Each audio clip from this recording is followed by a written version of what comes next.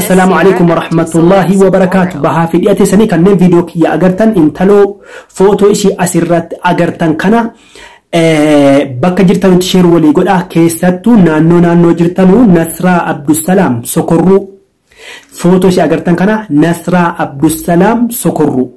akka videoon kun qaqqaben yoo ishiin bilbila kan hin fayyadamne ta'e namoonni videoon kun qaqqabe bilbila kana irratti akkasiin na dawwaltu karaa direct fi whatsapp namoonni bira dawwalu hin eeyyamamu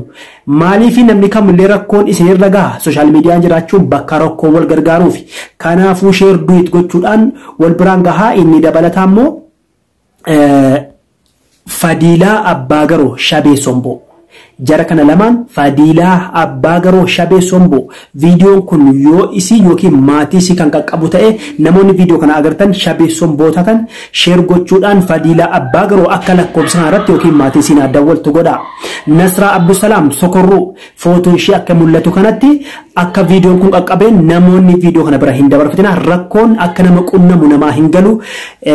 kanaafuu yeroo wanni tokko rakkatee wanni tokko bade karaa social mediaatiin wal gargaarama karaa social mediaatiin wal argatama kanaafuu fuula TikTokii kiyyaa fi karaa YouTube kiyyaa karaa videoon kun isin bira gaheen share gochuudhaan ijoollee kana akka naaf bilbilanu godhaati lakkoofsa kana qabadha. Duwwaa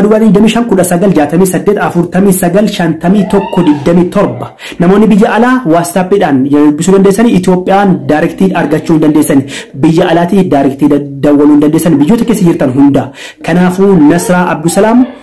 Sokorruu Fadilaa Abbaagaroo Shabee Somboo yoo agartan naaf bilbila ijoollee kana akka inni argamtu godhaa isiniin jedha. Egaan kabajamtoota hordoftoota keenya yeroo wanni tokko rakkoon tokko uume karaa social mediaatiin wal barbaaduu fi wal gargaaruu akka goonu isiniin jedha. Salaamullahi alaykum.